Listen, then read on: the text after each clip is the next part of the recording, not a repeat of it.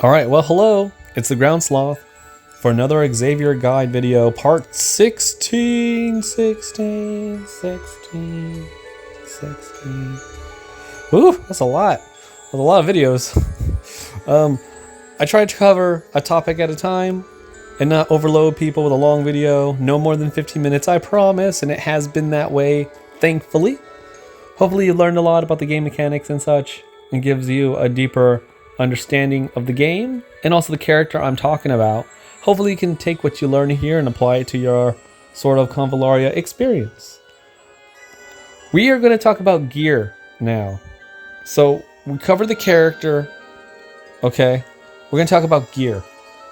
So Xavier is a polearm user. So we'll look at different polearms that he can use. Trinkets are universal, so you can use any kind of trinket on any kind of character. So are tarots, whispers, okay? So let's go ahead and take a look at weapon selection.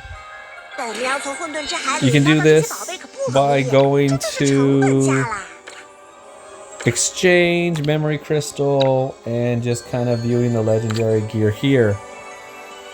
So let's go ahead, take a look at these, at their 1-star, okay?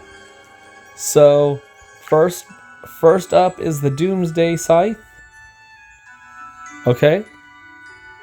It's a when you launch a back attack, damage increases, okay? Now, this is probably recommended for someone like Iggy who has high mobility, will be able to move enough to do back attacks, right? Because if you're doing a fight with someone, you have to have enough movement to go around behind them, which requires at least 4 movement tiles, which is going to be hard to do if you're using this weapon, right? And have no other means of increased movement. So only Iggy is currently a polearm user that could make use of this at legendary status, right? And then since Iggy does single target damage, he does a lot of burst, so this would be better on him, right? So not that weapon. Moving on, we have the double-sided halberd. So initially, right, it gives 5% physical attack and also at max. Remember, this is a gear skill. This is a 5% that is stronger than most 5% you'll see in the game. Okay? This is 5% to your stat that you see on the status screen, not your base attack. Base attack caps out at 1500. I think the theoretical attack that you can get on someone like Xavier is somewhere around 4000 up to maybe even 4500. Well, let's say 4000. Okay? 5% of 4,000. Think about it. Right? 10% is 400. 5% is 200. There, I did it. I can math. So that's great, right? And it's so it'll be like 350 extra attack points if we're talking about 4,500 attack stat, right? So that's not, and guess what? Look at this. How much physical attack does this dang thing give? 439. So if we give him 200 attack for having 4,000 attack, this weapon actually gives 639 physical attack. It's a lot of damage, okay? I'm just saying, and that 5% happens no matter what star level. Now, for each target hit when he attacks, increases the damage by 8% up to 24%. So if you're just doing single target attacks, this is just an 8% damage increase. So this is not as good, like for example, I mentioned Iggy earlier, right? He does single target attacks with that's his most damaging attack to single target. Iggy is better off using his movement to go behind and then get a 25% damage increase with that scythe than he is an 8% damage increase here. This is for area of effect users. And guess what? Xavier is an area of effect specialist. This will work on everything except his basic attack. Even his trait spin will benefit from this. So that 40% multiplier at 5-star or 30% anywhere else will have this 28 up to 24% damage increase. And remember, if he's hitting 3 targets and gets that 24% damage increase, he's getting a, well, scaling attack percent buff, which will be multiplicative of this damage increase. Pretty nice, I'm just saying.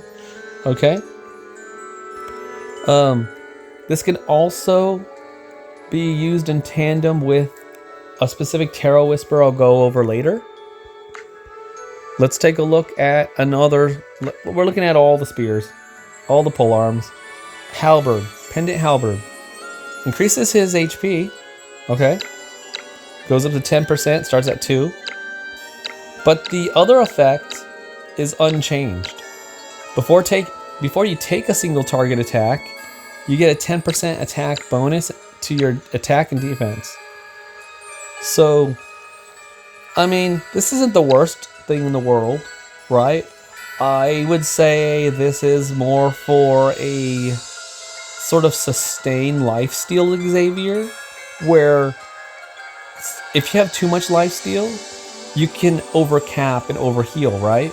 Well, if you have more max HP, you kind of mitigate some of that lifesteal over lifesteal loss, right? And you're bulkier. And when you use your Maso, right, you will add attack to your defense, so you'll have a better defensive stat. In addition, you'll have a higher attack stat, so you'll preempt harder, and all of this leads to higher lifesteal because of that, and also higher damage on the enemy. So that's where I can see this being used. However, lifesteal Xavier is not necessarily the build that I would recommend. Like, it could be some good alternate build at some later point time in the future when that seems to be more important. But at this stage of the game, I don't think so.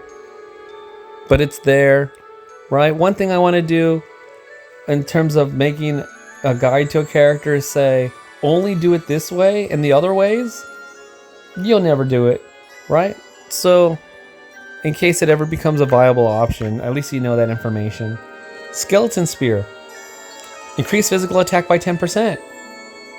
Oh, but it starts at 2%, right? So this is double the physical attack we saw before, okay? So this would give him about 400 extra attack. So this spear is about 839 physical attack at 5-star with a, well-equipped Xavier, okay? Before you initiate a single target active attack, you deal some extra piercing damage. Okay, well, as soon as I saw, when you do a single target attack, this weapon lost me in terms of interest for Xavier, because he only has one single target attack, and that is his basic attack. We're not equipping a skeleton. You know what? Xavier would be a skeleton if he equipped this spear, because he'd be dead. So no, we're skipping that spear. So that's the first spear that's gotten a definite 100%. Well, 2 spears have gotten a 100%. You're not going to use this on Xavier. So no on the scythe and no on the skeleton spear. All right, next. Nameless Staff. Okay. No, we're not talking about any uncredited game developers who worked on this game. The Nameless Staff, okay, is the name. The name of this staff is the Nameless Staff. So if the name of the staff is the Nameless Staff, does it have a name or does it not have a name? Okay, you think about that one. But it increases crit chance if you move and then a hit. Okay. It goes up to 15%. This is another good one on someone like Iggy, right? But this is this is one of those universal good weapons, okay? They may not be the best in terms for damage for certain characters, but they're universally good because it gives an extra movement tile. I currently have it on my Xavier, and I love it because 4 movement tiles is pretty sweet. You don't feel as sluggish as some unit. Like when you move 3 movement tiles, it feels kind of bad, right? This stacks with any movement buffs, so it's really nice. If there's a difference between Xavier being able to blitz with his Comet Dash because he has this 1 extra movement and him not being able to do it, then it doesn't matter if something like a double halberd gives you so much extra damage. If you don't get the opportunity to do the damage at the most best time, when your enemy least expects it, or before they can even kind of set up their game plan with a bunch of buffs, right? So, and then it does increase your crit chance. So, crit chance is a 30% increase in your overall damage, okay? So, the double halberd is a 24% increase in your damage. So, technically speaking, if you get a crit chance off, right? And Xavier normally wouldn't, this actually would do more damage than a double halberd. So let me repeat that again. The Nameless Staff will crit at a 1.30% chance. Okay? Which is more than the 28% from the double halberd. Okay? Now, the best case scenario is use the double halberd and then you also crit. However, Xavier's crit chance isn't going to be, it's not the greatest, right? Because there's nothing in his kit that increases his crit chance.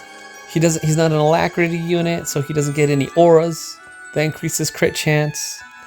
He has to get a crit chance buff, okay? If you want him to do so. And I think Coco might be able to give him a crit chance buff. But like I said, if you have the double halberd and you crit, right, that's the kind of best case scenario there. So that just increases my personal want to have him use the double halberd more. However, you can if you have 2 polearm users on your team and you only have 1 double halberd, Nameless Staff is definitely a choice to help him with movement, help his playstyle, and give him some damage. Okay, let's move on. You can also, we'll talk about that in gear engravings. Okay, next. We have one more spear to talk about. That's the Silent Guard.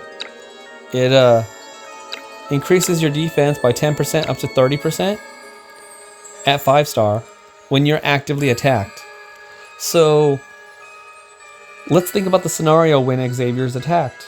So we saw earlier, it's either after you do a falling comet dash, and well, you're not lapping your opponents. Silly you, why did you do that? Right? And you know, damage reduction applies after the attack minus defense has been calculated, okay? So, because that's what the damage is. Your attack, their defense, done, right? So if you can lower the damage by increasing your defense, right? You don't need as much damage reduction, okay? But if you have the same amount of damage reduction and you can increase your defense, then go for it, right? So, and it says this doesn't require it to be a single target attack. That other spear we saw was when you're hit by a single target attack. This is when you're attacked actively. So this is spells, AoE attacks, okay? Single target attacks, any kind of attack. This is actively attacked. So this does not include counter strikes, okay? This does not include alert skills. Defense 30% is a big boost, right? So For Xavier, his parry adds a flat amount of defense. It's not a percent increase. So that flat amount, which was like what? Some gross amount? Like 800? Didn't it have like 800 defense? That with my current Xavier? And in the future, he's going to get like 1400 or something gross, right? That would scale with this 30%. So with the Xavier I have now, let's take a look at it. Xavier I have now has, well, he had 1400 defense, I think, right? When we looked at it. Let's see, 30% of that is 420. Oh no. And it's in green. I didn't do that on purpose. Okay, 420 defense, giving me a total of 1820 defense. Imagine if I had this 5-star weapon right now, and Xavier had 1800 defense. That's broken. Okay? But, okay, here's the thing. Right? We're going to imagine a world where Xavier is going to have 4000 attack before he enters combat. We boost it with some attack stat stuff, sure, in combat. He ends up with like, I don't know, let's say 4500 attack. That's just being generous on the low end, okay? 20% of 4500 is 900 extra defense. Okay? So, all right, that's, wait, 270. Wait, how did I get 420 before? Wait a minute. Oh, because I have to add that. I'm a fool. Oh, I'll have to do it all over again. Wait, no, 270 plus, okay, I need to do it all. Oh, shucks. 4500 times 20%, 900. That gets added to his current defense. And at that point in the game, he's going to probably have, well, let's say he has 900 defense, even though he's going to probably have like 1000 or something. But let's say he has 900. Okay. Then you multiply that by 30%. Or you increase it, you fool. No, I lost it again. Oh, no, I know. I pressed the wrong thing again. I keep pressing the back arrow instead of the delete arrow. 4,500 times. Let me pause it. Okay. 1,800 defense. Then it gets increased by 30%. Okay. He'd end up with about 2,300 defense after all of that with this item. Okay. And that's not including a defense 2 buff, if he had one. And then in addition to all his damage reduction. Oh, I'm sorry. That was a lot of mistakes. Oh, this is going to be a longer video, isn't it? So let's just keep it under 20 minutes. Okay. So this is a really good defensive option. It also increases his magic defense. Okay. Which is his weaker defense. The next attack will then deal 25% more damage. It says next attack, so more than likely his next attack is going to be his spin. So this gives me a bit of a mixed think, right? It does make him bulkier, which means he might live through like a combat in a situation where he wouldn't normally with like a double halberd, right? He's not doing as much damage, but he lives. Right? Maybe. Right? It could be that decisive. We don't know until it's tested. But the next attack is 25% more. As it's worded, that makes me think that his spin will get the 25% damage. If it's his next attack skill, which his trait spin is not a skill, then that would definitely mean that you would do almost the double halberd's worth of multiplier, right? So using this weapon, 1, you wouldn't get the multiplier when you dash in. 2, you won't get the multiplier when you spin. Like, right? Like for AoE, or when you attack. The best, you have to wait to get attacked before you deal damage. So this one is usable for survivability, but you're gonna lose out on damage. Alright, those are all the weapons. Okay? Like, did we really spend 20 minutes talking about weapons? Holy moly. Alright, well, okay, let's do another video and talk about the trinkets. And then also the Tarot Whispers and the engravings all in one video. Okay, done.